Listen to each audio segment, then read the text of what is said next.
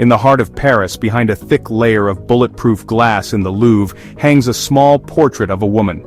Today, stealing it would be virtually impossible. But once upon a time, someone managed to do just that. Let's travel back in time, shall we? Hello, I'm Storywalker, and I'm on a mission to uncover the most intriguing art heists in history. And boy, do I have a story for you today. We're talking about the theft of the Mona Lisa. Not just any painting, but arguably the most famous work of art in the world. So grab your metaphorical magnifying glass and join me as we investigate this century-old mystery. August 21st, 1911. It's a Monday. The Louvre is closed, as it always is on the first day of the week. The massive building, once home to French royalty, is nearly empty. The clock strikes 7:30 in the morning, and a man in a white smock emerges from a small storage closet where canvases are kept. He'd hidden there since Sunday, sneaking in like any ordinary visitor. Now picture this. Our mystery man strolls into the Salon Carré, a grand square room adorned with masterpieces by Titian, Raphael, and Veronese. But he's not here for an early morning art appreciation session. No, he's got his eyes on one particular piece, a small portrait of a woman with an enigmatic smile. With surprising ease, he removes the protective glass, takes the painting out of its frame, wraps it in a white cloth, and casually walks towards one of the building's exits. Just like that, the most famous work of art in modern times was stolen. As if it were just another day at the office. But let me tell you, the consequences? Nobody could have predicted those. This isn't just a tale of a daring heist, folks. It's a story of years-long searches, famous suspects, doubts about the painting's authenticity, and how this theft transformed Leonardo da Vinci's Mona Lisa into the ultimate masterpiece of world art. Talk about unintended consequences. Now let's fast forward to 2019.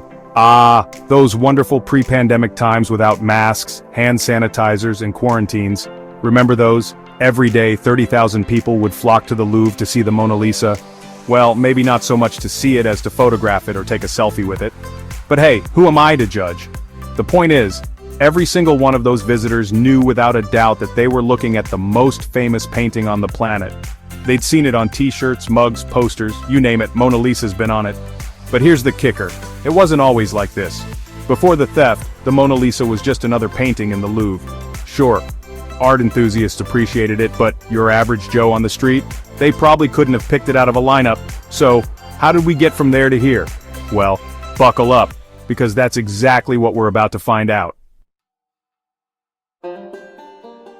Let's rewind back to that fateful Monday morning in 1911.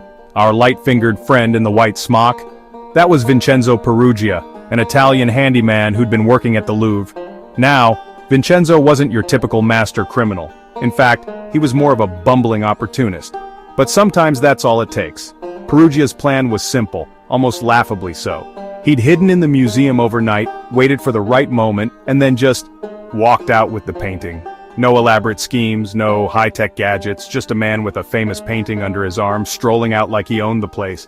And the craziest part? It worked. Now you might be thinking, surely someone noticed right away. Well, hold on to your berets, because this is where it gets really wild. It took over 24 hours for anyone to realize the Mona Lisa was missing. I know, right? It's like losing your car keys and not noticing for a day.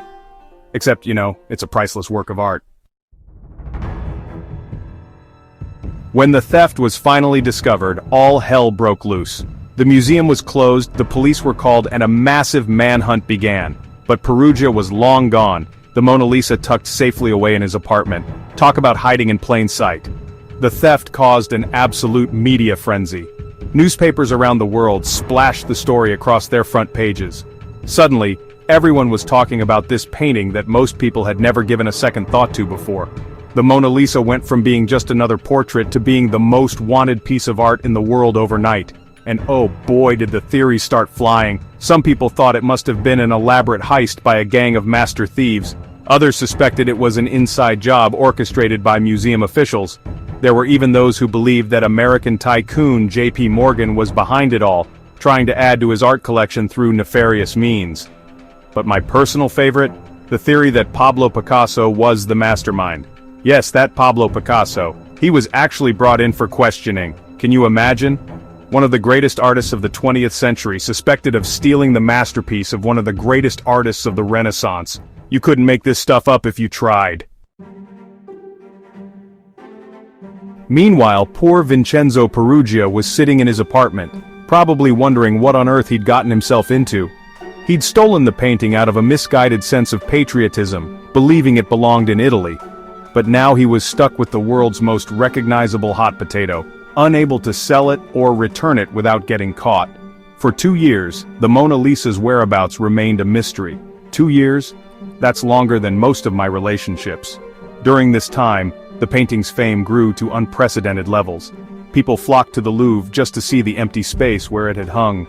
Replicas and postcards of the Mona Lisa sold like hotcakes. It was as if, by disappearing, the painting had become more present in the public consciousness than ever before. But all good things must come to an end, and in 1913, Peruggia's luck finally ran out.